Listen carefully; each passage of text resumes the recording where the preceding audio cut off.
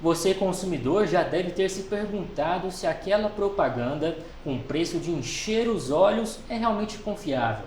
Afinal, é preciso estar atento a determinados aspectos. E a Semana do Consumidor, comemorada oficialmente de 8 a 16 de setembro, ressalta as medidas presentes no Código de Defesa do Consumidor. Eu recebo hoje no Informa Alfenas a professora Ivânia Goretti, advogada e coordenadora do curso de Direito da Unifenas. Doutora, seja muito bem-vinda aqui em nosso estúdio. Agradeço muito, o convite que me foi feito para estar aqui hoje, para compartilhar um pouco da minha experiência no que se refere às relações de consumo. E vamos começar, doutora, com aquela pergunta frequente. O consumidor sempre tem razão? Não necessariamente. Isso é muito comum a gente usar nessa expressão para demonstrar que o consumidor ele deve ser ouvido e ele deve ser, acima de tudo, respeitado nos seus direitos. Porém, a gente também tem que analisar que, da mesma forma que eu tenho direitos, eu também tenho deveres. E os consumidores também têm seus deveres. E dentro dessa perspectiva de direitos e deveres que nós temos dentro de uma relação jurídica, há de se analisar se realmente aquela pretensão apresentada pelo consumidor, ela está amparada pela lei consumerista. Doutor, o Código de Defesa do Consumidor completa 31 anos, agora, 11 de setembro de 2021. Os direitos dos consumidores mudaram neste período de pandemia? Ah, sim. O direito ele é dinâmico, ele é evolutivo. E diante de tantas mudanças que nós sofremos durante esse 1 ano e meio, basicamente, não só teve impacto na saúde, na economia, mas também nos direitos. E o direito do consumidor, dentro do ordenamento jurídico, também sofreu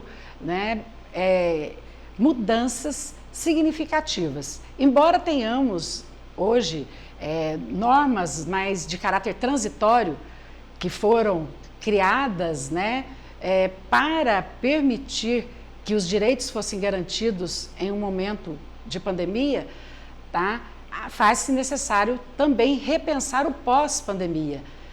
E tudo isso já está sendo trabalhado em grupos de estudos no Senado para que essas normas de caráter transitório, elas possam também se estender pós-pandemia de forma a garantir a efetividade do direito do consumidor. As compras online tiveram um aumento significativo neste período de pandemia e também até auxiliaram nessa questão da economia, doutora?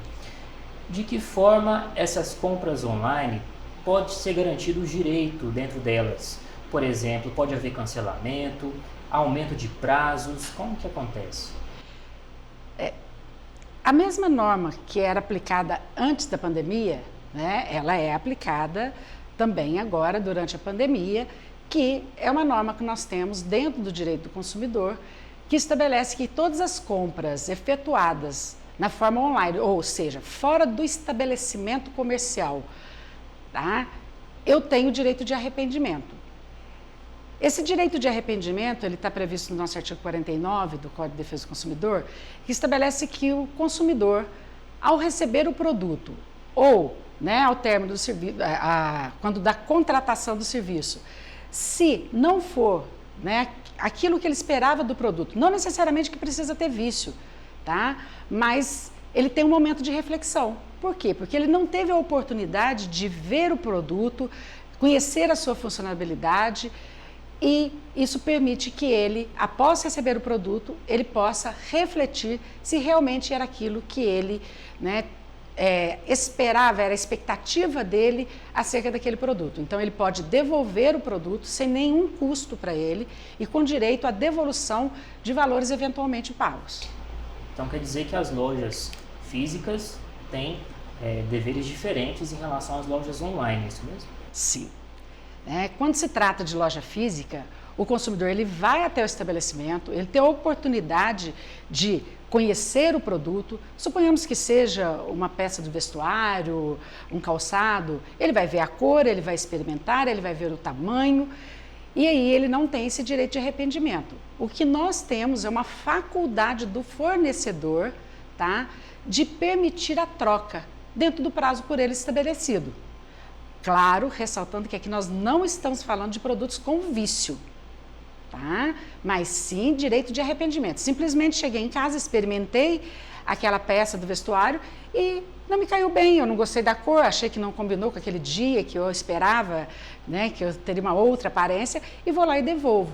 Então isso é uma mera faculdade do fornecedor de permitir, tá, a troca daquele produto. É uma prática bem comum que nós temos hoje, até mesmo para fidelizar a clientela, a captação de clientela, e dar ao consumidor, às vezes, também uma possibilidade, tá, de pensar, repensar e ficar satisfeito com aquele produto que ele adquiriu. Porque isso permite a ele, né, também voltar àquele estabelecimento para adquirir outros produtos. Então é uma forma de fidelização, mas é uma mera faculdade do fornecedor permitir a troca, não havendo vício. O consumidor, de alguma forma, tem sido prejudicado, como por exemplo, pela prática abusiva de preços neste período? Sim, nós tivemos várias situações, né, de preço, elevação de preços, né, durante a pandemia, que foi, por exemplo, álcool gel, máscaras, que aproveitou-se daquele momento, né, de vulnerabilidade, que o consumidor já é vulnerável, né, mas aumentar essa vulnerabilidade para poder fazer esse aumento de preço que não corresponde, tá, ao valor realmente do produto. E pela percepção dos profissionais de direito, os golpes, eles aumentaram também, consequentemente? Eu falo que os golpes sempre existiram, né? Às vezes praticados de outras formas, mas lógico, com o avanço tecnológico e com a dependência do ser humano dessas ferramentas tecnológicas, eles ficam mais suscetíveis a ponto, né, de não perceber que ali se trata de um golpe. Então hoje, pelo WhatsApp, por exemplo, você, né, está muito suscetível a esse tipo de golpe. Então, o avanço tecnológico, ele tem seus aspectos positivos, mas também tem seus aspectos negativos. E é essa percepção de ter aumentado. Mas o que aumentou foi, né, as ferramentas utilizadas por essas pessoas para chegar até, né, a vítima. E como o consumidor pode ter reparação de um produto que venha com defeito? Quais os meios ele deve recorrer? Olha, a primeira...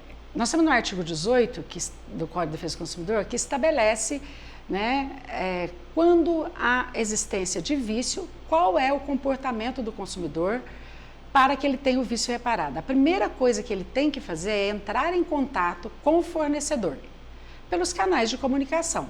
Tá? Pode ser presencialmente, mas também os canais, né, que são disponibilizados para o consumidor. Ele comunica, tá, a existência daquele vício no produto.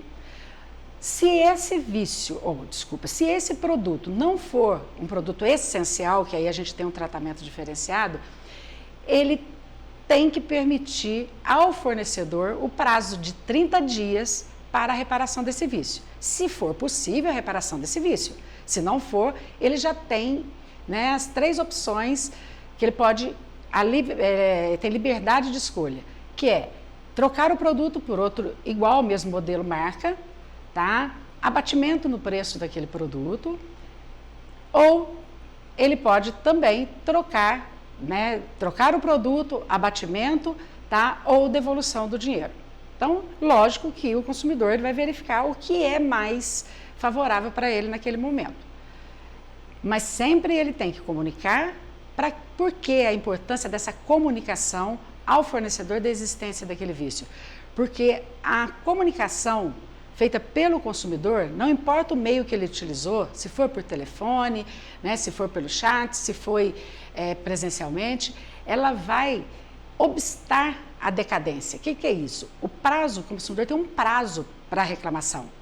E quando ele formula essa reclamação junto ao fornecedor, esse prazo para de contar, suspende, usando, né, a expressão que possa ser compreensível para todos, né, os ouvintes. Então, suspende o prazo. Enquanto o fornecedor não faz a devolutiva de forma formal, de que não vai reparar aquele vício, ou que aquele vício ele não reconhece como sendo de responsabilidade, né, do fornecedor, o prazo não retoma. Então, isso é de extrema relevância, tá? Essa comunicação. Não havendo ali por parte do fornecedor o cumprimento da obrigação em reparar aquele vício, o consumidor, ele apresenta qual é a opção dele, dentre aquelas, né, elencadas no artigo 18.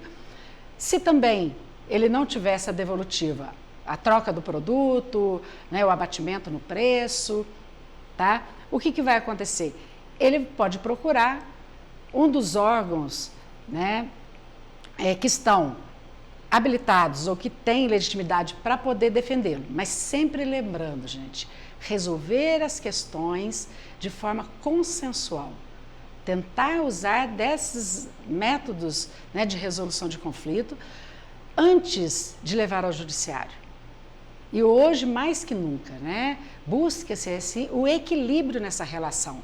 O Código de Defesa do Consumidor, ele não foi criado ou elaborado esse conjunto de leis para prejudicar o fornecedor, mas sim para colocar o consumidor que é vulnerável no mesmo patamar do fornecedor. E isso tem que ser lembrado a todo momento. Então, tentar resolver as questões de forma amigável, sendo o judiciário a última ratio. Se eu não consigo, né, por esses meios, aí sim eu busco o Poder Judiciário. E agora falando do curso de Direito da Unifenas, que está presente no campus de Alfenas, Belo Horizonte e Campo Belo de Divinópolis. Doutora, a pessoa que deseja ingressar no curso, o que ela deve fazer?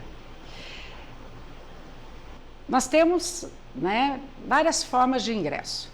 Nós temos o vestibular tradicional, nós temos agendado, nós temos pelo Enem, segunda graduação, pode entrar também pelo FIES, financiamentos, né, de uma forma geral, pelo ProUni. Então, nós temos várias formas, né, para o ingresso no curso. Mas é claro, gente, se necessário, primeiro buscar orientação, né, junto à coordenação dos cursos Alfenas, Belo Horizonte, Divinópolis, Campo Belo, para poder conhecer o curso e ter mais segurança quanto a qual o melhor processo para ele de ingresso, que ele receberá toda a orientação necessária.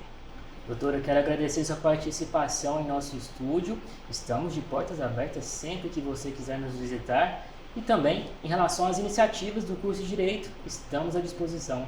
Agradeço muito, é sempre um prazer, né, poder estar aqui e poder também levar um pouco de informação à nossa sociedade.